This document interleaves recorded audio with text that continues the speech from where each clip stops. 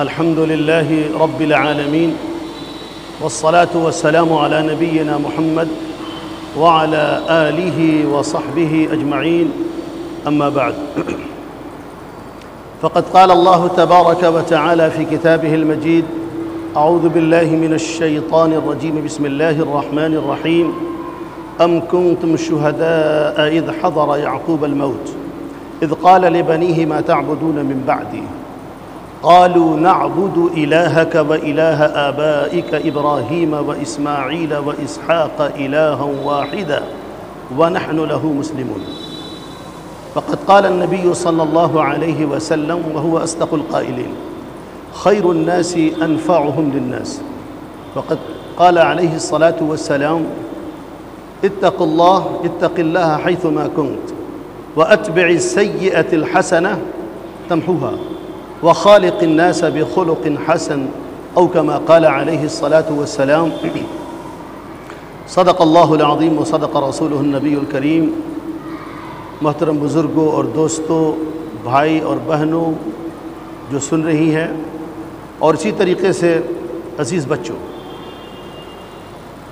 اللہ سبحانہ و تعالی نے ہمیں ایک مکمل نظام دیا دین کی شکل کے اندر، اور اس دین کی رہنمائی کے لیے مختلف وقت میں مختلف انبیاء علیہم الصلاۃ والتسلیم تشریف لے آئے، اور سارے لوگ ان کا ایک ہی شعار تھا، ایک ہی سلوگن تھا کہ اللہ کی عبادت کی جائے اور اس کے ساتھ شرک نہ کیا جائے.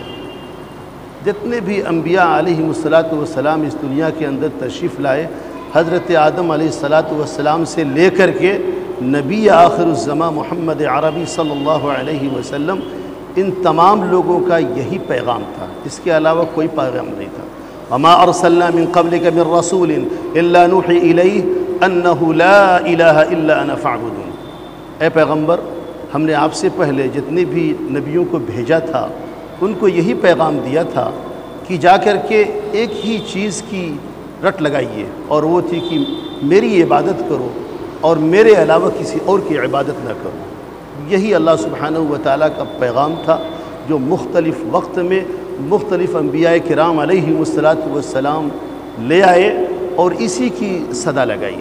یہ الگ بات ہے کہ زندگی کے کچھ شعبے اور جو فروعات ہیں، جو دین کی جو شاخیں ہیں، ان کے اندر تھوڑا بہت کبھی تنوع ہوا، کبھی اس کے اندر ویریشن ہوا، اختلاف ہوا، لیکن جو بیسک اور بنیادی پیغام، جو میسج تھا، وہ ایک تھا، اور وہ تھا اللہ سبحانہ و تعالیٰ کی وحدانیت. میرے محترم بزرگوں اور دوستوں، ہم اس معاشرے کے اندر رہتے ہیں جہاں پہ ہمیں یہ فکر نہیں ہوتی کہ ہمارے مرنے کے بعد ہمارا بچہ مسلمان ہوگا یا نہیں ہوگا.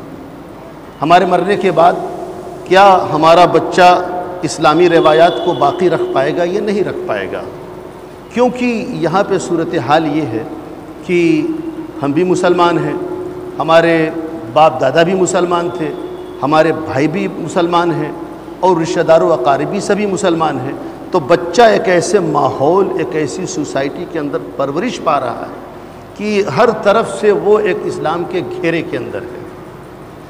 یہ الگ بات ہے کہ آج کے اس دور میں جو تیار ہے اور جو دنیا بھر کی جو سورش ہے اور مختلف طریقے سے اسلام کے اوپر جو حملہ کیا جا رہا ہے، اور آج کے اس دور میں اس سوشل نیٹ ورکنگ کے ذریعے سے، یہ سوشل میڈیا کے ذریعے سے جو اسلام کے خلاف پروپیگنڈے پھیلائے جا رہے ہیں، وہ ہمارے لیے ایک بہت ہی عظیم خطرہ ہے.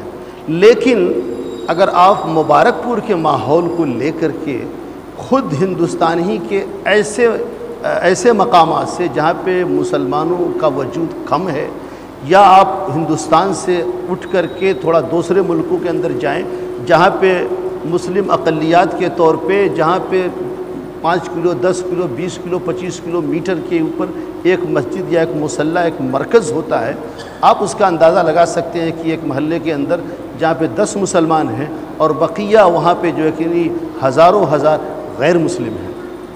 ایسے ماحول کے اندر اسلام کو باقی رکھنا، اسلامی تشخص کو باقی رکھنا اور اپنی اولاد کو باقی رکھنا، یہ ایک بہت بڑا چیلنج ہے، اور اس کے اوپر جو لوگ جہاں بھی رہتے ہیں اپنے اپنے اعتبار سے کوششیں کرتے ہیں۔ لیکن میں یہاں پہ جو توجہ دلانا چاہتا ہوں، میں نے ایک آیت تلاوت کی ہے، اور اس آیت کی روشنی میں ہم سارے لوگوں کے لیے یہ ایک لمحہ فکریہ ہے کہ ایک نبی جو اپنے وقت کا سب سے بڑا داعی ہوتا ہے، اپنے وقت کا سب سے بڑا مربی ہوتا ہے، اپنے وقت کا سب سے بڑا قائد ہوتا ہے، سب سے بڑا حکیم ہوتا ہے، آپ اس کی سرگزشت کو پڑھیے، اور اللہ سبحانہ و تعالیٰ نے کتنے والہانہ انداز میں اور کتنے فصیحانہ اور بلیغانہ انداز میں یہ حضرت یعقوب علیہ السلام کا واقعہ نقل کیا ہے۔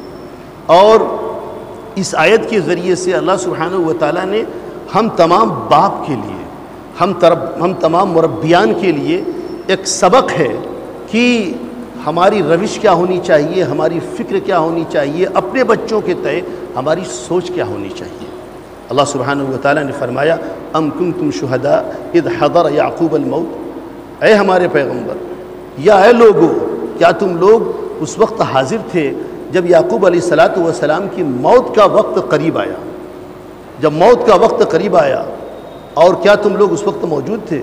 اذ قال لبنی، اپنے تمام بچوں کو بلایا۔ ہوتا ہے نا گھر کے اندر جب کوئی بڑا بوڑھا جب اس کا آخری وقت ہوتا ہے تو اپنے گھر والے کو بلاتا ہے، اپنے بچوں کو، اپنے تمام لوگوں کو گھر کے اندر بلا کر کے پھر کچھ وہ چند نصیحتیں کرتا ہے۔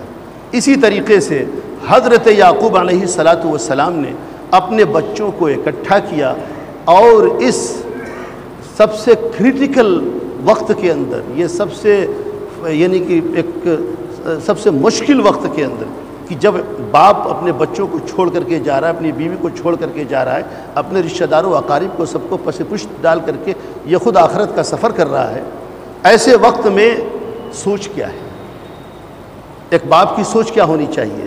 آپ دیکھیں کہ یہ حضرت یعقوب علیہ السلام جو کہ خدا کے پیغمبر ہیں، اللہ نے ان کو بھیجا ہی اسی لیے ہے کہ وہ نبیوں کو راہ راست کے اوپر لے آئیں، ان کی ہدایت کا ذریعہ بنے، ان کو راہ راست پہ لے کر کے آئیں۔ ایک نبی کی کیا فکر ہے اور ان کو کون سا غم ہے ایسے وقت میں، اس کو آپ پڑھیے۔ خدا نے کس طریقے سے فرمایا کہ ما تعبدون من بعدی، اپنے تمام بچوں کو اکٹھا کر کے فرماتے ہیں کہ میرے بعد تم کس کی عبادت کرو گے؟ کہنے والا کہہ سکتا ہے ایک نبی کے لیے کوئی سوال ہے، بڑا بیتوقع سوال لگ رہا ہے۔ جس نبی نے پوری زندگی لوگوں کو اسی چیز کی دعوت دی، تو وہ اپنے بچوں کو کس طریقے سے اس چیز کے بارے میں سوال کر رہا ہے، جبکہ بچے سب اسی کے پروردہ ہیں۔ لیکن یہ اس بات کی طرف اشارہ کرتا ہے کہ ہماری زندگی کا جو منشا ہے اور جو مقصد ہے وہ ہمیشہ ہمارے نگاہ کے اندر ہونا چاہیے، اور مرتے دم تک ہماری یہی فکر ہونی چاہیے۔ اب آپ سن لیجئے ان بچوں کا جواب، ما تعبدون من بعدی، میرے بچوں تم میرے بعد کس کی عبادت کرو گے؟ بچوں نے کہا نعبد الہک و الہ آبائک ابراہیم و اسماعیل و اسحاق الہ واحد ونحن لہ مسلمون۔ اگر کوئی عربی داں ہوگا تو اسے آپ پوچھئے گا کہ اس آیت کے اندر کس تاکید کے ساتھ میں، کس امفسس کے ساتھ میں اللہ نے اس کو بیان کیا، اور ان بچوں نے کس طریقے سے اپنے والد کو اس بات کا یقین دلایا کہ ہمارے والد، یعنی کہ ان کے لیے بھی ایک تعجب کی بات ہے کہ ہمارے والد کس طریقے سے سوال کر رہے ہیں، اور فوری انہوں نے جواب دیا نعبد الہک، ہم کس کی عبادت کریں گے؟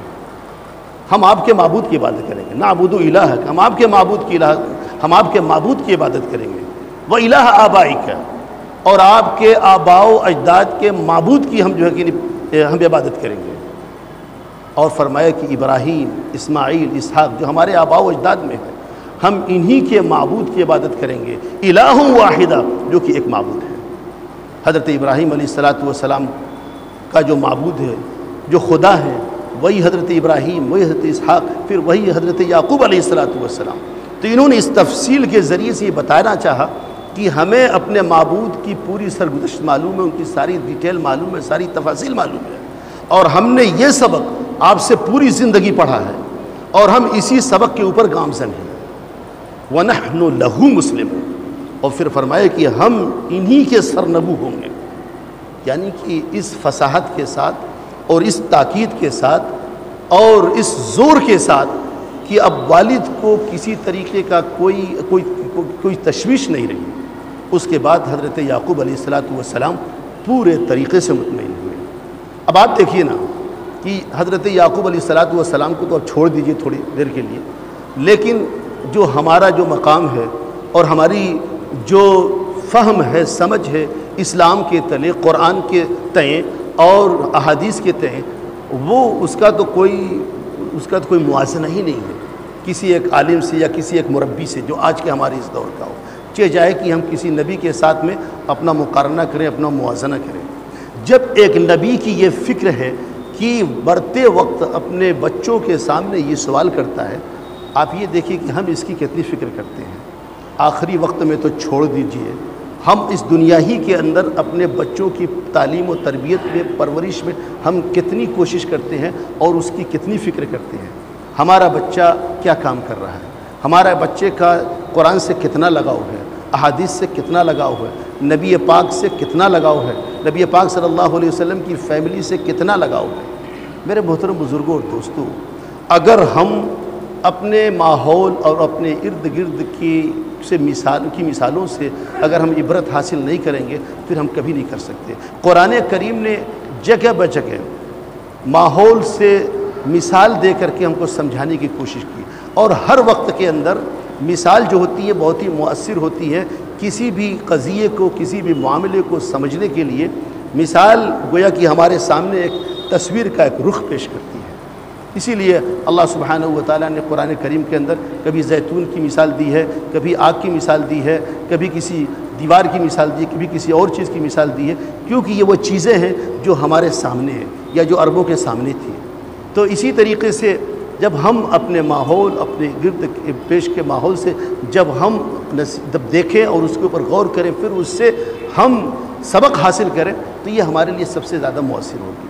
تو ہم دیکھیں کہ پہلی بات تو یہ کہ اسلام کے تئیں ہمارا کیا رویہ ہے۔ نبی پاک صلی اللہ علیہ وسلم کے ہم متبع ہیں، لیکن ان کی اتباع کا کیا مطلب ہوتا ہے؟ صرف یہ کہہ دینے سے کہ ہم عاشق رسول ہیں، ہم محب رسول ہیں، ہمیں نبی پاک صلی اللہ علیہ وسلم سے بڑی الفت ہے، بڑی محبت ہے، کیا یہ دم بھرنے سے نبی پاک صلی اللہ علیہ وسلم کی محبت یہ اپنے اختتام کو پہنچ جاتی ہے؟ کیا اس کا حق ادا ہو جاتا ہے؟ حضرت عمر رضی اللہ تعالیٰ عنہ فرماتے ہیں کہ ایک مرتبہ میں نبی پاک صلی اللہ علیہ وسلم کے پاس تھا اور کہا کہ اے پیغمبر، آپ میرے نزدیک سب سے زیادہ محبوب ہیں سوائے میری جان کے۔ فرمایا کہ عمر، ابھی بھی تمہارا ایمان مکمل نہیں ہوا ہے۔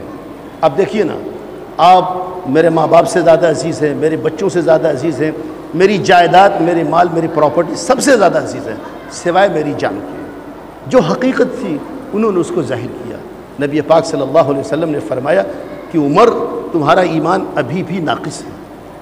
پھر اس کے بعد ان کے دل کے اندر نبوت کی تجلیات کا اظہار ہوا، اور ایک بعض روایت کے اندر آتا ہے کہ آپ صلی اللہ علیہ وسلم نے ان کو اپنے سینوں سے دبوچا، اور پھر یہ نور تجلی ان کے دل کے اندر یہ داخل ہوا۔ پھر فرمایا کہ الان یا رسول اللہ احب من کل شیء، اے اللہ کے رسول، اب آپ میرے نزدیک سب سے زیادہ، یہاں کہ میری جان سے بھی زیادہ آپ میرے لیے محبوب ہیں۔ کوئی آپ کی جان کو اس وقت ہاتھ نہیں لگا سکتا جب تک کہ میری جان سے نہ گزرے۔ یہ تھے حضرات صحابہ کرام۔ تو ان کی جو محبت تھی، یہ محبت کوئی زبانی جمع خرچ نہیں تھی، بلکہ یہ محبت اس بات کی غماز ہے کہ یہ نبی پاک صلی اللہ علیہ وسلم کا جو مشن تھا، آپ صلی اللہ علیہ وسلم کے مشن کو اپنا مشن بنایا، نبی پاک صلی اللہ علیہ وسلم کی لائف اسٹائل کو اپنی لائف اسٹائل بنایا، نبی پاک صلی اللہ علیہ وسلم کی سنت کو اپنی زندگی کا گویا کہ ایک رائے عمل بنایا اس کو۔ یہ نہیں کہ کوئی چیز اگر سنت ہے، ارے یہ تو سنت ہے نا، یہ کوئی ضروری نہیں ہے، فرض کریں گے ہم۔ میرے بھائی، کسی نے آپ کو بتا دیجیے کہ سنت یہ کوئی ایک چھوڑنے والی چیز ہے یا اختیاری چیز ہے۔ حضرات صحابہ کرام کے درمیان یہ سمجھ نہیں تھی۔ اگر انہوں نے اپنے محبوب سے کوئی بھی چیز ہوتی ہوئی دیکھی، اگر نبی پاک صلی اللہ علیہ وسلم سے کوئی بات سنی، یا آپ صلی اللہ علیہ وسلم نے کوئی چیز کی، پھر وہ زندگی بھر کے لیے اپنے لیے لاہ عمل بنایا اور اس کو اپنی آنکھوں سے جو کہ لگایا اور اس کے اوپر عمل پیرا ہوئے۔ آج یہ ہماری یہ کمزوری ہے کہ ہم نبی پاک صلی اللہ علیہ وسلم کی سنتوں سے اس قدر دور ہیں۔ نبی پاک صلی اللہ علیہ وسلم نے فرمایا ایک حدیث کے اندر خیر الناس انفعهم للناس۔ آج آپ دیکھیے کہ نبی پاک صلی اللہ علیہ وسلم جن کو اللہ سبحانہ و تعالیٰ نے ساری انسانیت کے لیے نمونہ بنا کر کے بھیجا ہے، آج اسی اللہ کے بھیجے ہوئے نمونے کے اوپر آج لوگ اعتراض کر رہے ہیں۔ معاف کیجئے گا، ہمارے اندر بھی بہت سارے ایسے مسلمان جو اپنے آپ کو ترقی یافتہ کہتے ہیں یا ماڈرن خیال کے تصور کرتے ہیں اپنے آپ کو، وہ بھی اسلام کی بہت ساری باتوں سے جو ہے کہ نہیں، یا تو اس کے اندر وہ مشکوک نظر آتے ہیں یا پھر ان کے تئیں ان کا رویہ بہت مختلف ہے۔ کبھی داڑھی کا مسئلہ آتا ہے، کبھی لباس کا مسئلہ آتا ہے، کبھی ٹوپی کا مسئلہ آتا ہے، کبھی چھوٹی چھوٹی باتوں کو لے کر کے۔ تو آپ دیکھیں کہ نبی پاک صلی اللہ علیہ وسلم کی شخصیت کے اوپر آج اعتراض کیا جا رہا ہے، اور یہ اعتراض اس لیے ہو رہا ہے کیونکہ ہم کمزور ہیں۔ ہماری کمزوری کا فائدہ اٹھاتے ہوئے جو غیر ہیں وہ آپ صلی اللہ علیہ وسلم کے اوپر اعتراض کرتے ہیں۔ وہ شخصیت جو متفقہ اور مسلمہ سارے لوگوں کے درمیان صادق اور امین کہی جاتی تھی، جس کے اخلاق کی دہائی دی جاتی تھی اور جس کے سارے عرب گرویدہ تھے، آج انسانیت اسی کے خلاف جو کہ اعتراضات کر رہی ہے۔ میرے محترم بزرگوں اور دوستوں، نبی پاک صلی اللہ علیہ وسلم کے اوپر کوئی کیا اعتراض کرے گا؟ نبی پاک صلی اللہ علیہ وسلم ہر طریقے کے اعتراض سے بالا تر ہے۔ آپ صلی اللہ علیہ وسلم کوئی مسلمانوں کے نبی نہیں ہے، آپ صلی اللہ علیہ وسلم کوئی عربوں کے نبی نہیں ہے، آپ صلی اللہ علیہ وسلم ساری انسانیت کے نبی ہے۔ وما ارسلناک رحمۃ للعالمین، اے ہمارے پیغمبر، ہم نے ساری دنیا کے لیے آپ کو رحمت بنا کر کے بھیجا۔ نہ صرف یہ کہ انسانیت کے، بلکہ اس دنیا کے اندر جتنی بھی لیونگ بینگ ہیں، اس کائنات کے اندر جتنی بھی چیزیں موجود ہیں، نبی پاک صلی اللہ علیہ وسلم کی دہائی سب دیتی ہے۔ آپ صلی اللہ علیہ وسلم کی نبوت کی ہر کوئی شہادت دیتا ہے۔ اللہ سبحانہ و تعالیٰ نے نبی پاک صلی اللہ علیہ وسلم کو آخری نبی بنا کر کے بھیجا، اور وہ سب سے عظیم الشان نبی، ایک ایسے نبی کی جو ہر ایک کے اوپر، چاہے وہ مسلم ہو نان مسلم ہو، چاہے وہ جانور ہو، چرند پرند ہو، یا ہمارے ماحولیات سے متعلق ہو، ہر ایک کے اوپر وہ رحمت خوب جھوم جھوم کر کے برسے۔ یہاں تک کہ جانور بھی آپ صلی اللہ علیہ وسلم کے پاس آتے ہیں، آپ سے شکایت کرتے ہیں۔ جس زمین کے اوپر آپ صلی اللہ علیہ وسلم چلتے ہیں، وہ زمین فخر کرنے لگتی ہے۔ آپ صلی اللہ علیہ وسلم انسانیت کا پیغام لے کر کے آئے تھے اور ہر جگہ اسی پیغام کو عام کیا۔ آپ مسلمان ہو نہیں ہو، لیکن آپ کی ذمہ داری ایز اے مسلم وہ ختم نہیں ہوتی۔ آپ صلی اللہ علیہ وسلم نے فرمایا خیر الناس انفعهم للناس، سب سے بہتر وہ انسان ہے جو لوگوں کے لیے سب سے زیادہ نفع بخش ہے۔ آپ صلی اللہ علیہ وسلم نے یہ نہیں کہا کہ خیر الناس انفعهم للمسلم یا خیر المسلم انفعهم للمسلم۔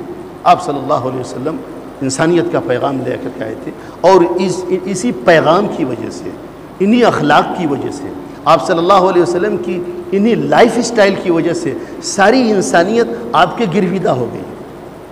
آپ چھوڑ دیجئے، ہم تو مسلمان اگر کہیں گے کہ آپ صلی اللہ علیہ وسلم تاریخ اسلام کے سب سے بڑے انسان ہیں اور سب سے مؤثر انسان ہیں اور سب سے بڑے خیر خواہ ہیں، بلکہ مسلمان تو اپنی جگہ پہ وہ تو کہیں گے وہ تو آپ عقیدت اور آپ یہ ان کی محبت میں کہہ رہے ہیں، لیکن غیر مسلم بھی اس بات کے لیے وہ اس بات کے اوپر مجبور ہوئے کہ نبی پاک صلی اللہ علیہ وسلم کے کریمانہ اخلاق اور آپ کی کارکردگی کو سراہے بغیر نہ رہ سکے۔ مائیکل ہارٹ جو ایک اورینٹلسٹ، ایک مستشرق ہے، جس نے نبی پاک صلی اللہ علیہ وسلم کی شہادت دی، اور اس نے بتلایا کہ تاریخ انسانیت کے اندر جتنے بھی انسان آئے ہیں، ان تمام انسانوں کے اندر سب سے مؤثر جو انسان تھا وہ نبی پاک صلی اللہ علیہ وسلم کی ذات تھی، جنہوں نے اس کم وقت، جتنے کم وقت کے اندر جو چیز حاصل کیا وہ کسی انسان کو کے ہاتھ میں نہیں ہے، وہ کسی انسان کے حصے میں نہیں آئی۔ نبی پاک صلی اللہ علیہ وسلم جو کہ ایک پیغام لے آئے تھے، ایک ایسا پیغام تھا جو ایک انقلابی پیغام تھا، لیکن میں یہاں پہ ایک بات عرض کرنا چاہتا ہوں کہ وہ جو انقلابی پیغام تھا وہ ایسا نہیں تھا جو ظاہری تھا کہ لوگوں کے رہنے سہنے کہ صرف ان کے جو تعامل تھے وہی بدل گئے یا لوگوں کی رسم و روایات بدل گئی، یہ نہیں۔ آپ صلی اللہ علیہ وسلم جو انقلاب لے کے آئے تھے وہ انقلاب تھا جو لوگوں کے ذہن کو تبدیل کر دیا، جو لوگوں کے سوچنے سمجھنے کے انداز کو بدل دیا۔ آپ صلی اللہ علیہ وسلم جو انقلاب لے، وہ لوگوں کے ذہنوں کے اندر وہ انقلاب تھا، لوگوں کے دلوں کے اندر انقلاب تھا، لوگوں کی سوچ کے بدلنے کا وہ انقلاب تھا۔ لوگوں کی سوچ ہی بدل گئی۔ دو لوگ جو آپس میں رہ نہیں سکتے تھے، لیکن آپ صلی اللہ علیہ وسلم کی اس پیغام کی وجہ سے وہ سوچ ایسے بدلی کہ اب یہ دو جو کہ دشمن ہوا کرتے تھے اب ایک دوسرے کے بغیر نہیں رہ سکتے۔ یہ تھا نبی پاک صلی اللہ علیہ وسلم کا پیغام۔ آپ یہ دیکھیے نا کہ ہم اپنے بھائیوں میں لڑتے ہیں، پڑوسی سے ابھی تو بات ہی نہ کریں، دو بھائی ایک دوسرے سے آنکھ کبھی جو ہے کہ نہیں آنکھ میں آنکھ ڈال کر کے بات نہیں کرتے۔ رشتہ دار، اب آپ دیکھیں کہ پڑوسیوں کے ساتھ ہمارے کیسے معاملات ہوتے ہیں۔ ہر جگہ ہم چاہتے ہیں کہ ہمارا ہی فائدہ ہو۔ بہت کم لوگ ایسے ہوں گے کہ میری وجہ سے میرے بھائی کا فائدہ ہو، میرے پڑوسی کا فائدہ ہو، میرے دوست کا فائدہ ہو، میری کمیونٹی کا فائدہ ہو، میرے سماج کا فائدہ ہو۔ نبی پاک صلی اللہ علیہ وسلم وہ آئے تھے پوری انسانیت کے فائدے کے لیے، اور اسی کی آپ نے تعلیم دی کہ خیر الناس انفعهم للناس، کہ سب سے بہتر تم میں وہ ہے جو ساری انسانیت کے لیے سب سے بہتر ہے۔ تم میں نبی پاک صلی اللہ علیہ وسلم رحمت بنا کر کے بھیجے گئے تھے، تو ہم اور آپ جو آپ صلی اللہ علیہ وسلم کے پیروکار ہیں وہ رحمت وہاں بھی ہونی چاہیے۔ اور آپ صلی اللہ علیہ وسلم نے ایک موقع سے فرمایا کہ انسان کے صدقے کے بہت طریقے ہیں۔ ایک تو صدقہ کرتا ہے، کسی کی مدد کرتا ہے، امر بالمعروف نہی عن المنکر کرتا ہے، لیکن جو سب سے کم درجے کا صدقہ ہے نا، جس کے اوپر اللہ تعالیٰ کسی کو معاف نہیں کرے گا، یہ وہ صدقہ ہے کہ آپ جہاں پہ بھی ہوں آپ کی ذات سے کسی کو تکلیف نہ پہنچے۔ آپ صلی اللہ علیہ وسلم نے فرمایا کہ فَلْيُمْسِكْ عَنْ نَفْسَهُ وَعَنْ شَرٍ، کہ اپنے آپ کو جہاں پہ بھی اس طریقے سے وہ سنبھال کر کے رکھے کہ اس کے وجود سے کسی کو نقصان نہ ہو، کسی کو تکلیف نہ ہو۔ فَإِنَّهُ لَهُ صَدَقَةٌ، یہ بھی اس کے لیے ایک صدقہ ہے۔ آپ یہ بتائیے نا، آپ کہیں بیٹھے ہوئے ہیں، آپ چپ چاپ بیٹھیے نا، اچھے سے بیٹھیے، کسی سے اگر بات کر رہے ہیں تو اچھے انداز سے بات کیجیے، مسکرا کے بات کیجیے، آپ کے اندر تواضع ہو، اور آپ کچھ نہ کریں، اس کو نہ کچھ دے نہ لیں، لیکن آپ صدقہ کر رہے ہیں۔ اللہ سبحانہ و تعالیٰ نے اسلام کے اندر اعمال کو اتنا آسان بنایا ہے۔ یہی بات ہے کہ ہم اور آپ پڑھیں اور اس کو پڑھ کر کے اپنی زندگی کے اندر لے آئیں۔ قرآن کو پڑھیں، قرآن کے اوپر قرآن پڑھنا یہ کوئی عالموں کا مفتیوں کا کام نہیں کہ وہ پڑھ کر کے صرف وہی سمجھیں گے۔ قرآن ہم سب کے لیے آیا ہے، یہ آپ کے لیے۔ قرآن آپ سے مخاطب ہوتا ہے، مولویوں سے، شیخوں سے، مفتیوں سے نہیں مخاطب ہوتا۔ تو اللہ سبحانہ و تعالیٰ نے قرآن سارے انسانوں کے لیے بھیجا۔ اگر آپ کو قرآن کی فہم نہیں ہے، آپ اپنے علماء سے، آپ اپنے مفتیان کرام سے، اور جو بھی ان سے آپ رجوع کریں، اس کو سیکھیں، پھر اس کو اپنی زندگی کے اندر لے آئیں۔ اللہ سبحانہ و تعالیٰ ہمیں ان باتوں کے اوپر عمل کرنے کی توفیق نصیب فرمائے۔ وآخر دعوانا ان الحمد للہ رب العالمین۔